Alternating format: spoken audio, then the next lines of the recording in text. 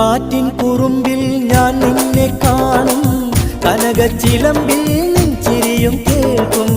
ചോലക്കുയിലിൽ നിൻമൊഴികളുണ്ട്, പാലൊളി നിലാവിലും നിന്നെ കണ്ട്. എന്നാണ് ഞാൻ കണ്ട പൂങ്കിനാക്കൾ പൂവായി വിരിയുന്ന നാളെത്തുന്നു. എന്നാണ് ബീവി എന്റെ നെഞ്ചിൽ പൂവത്ത ചിത്രം വരച്ചിടുന്നു.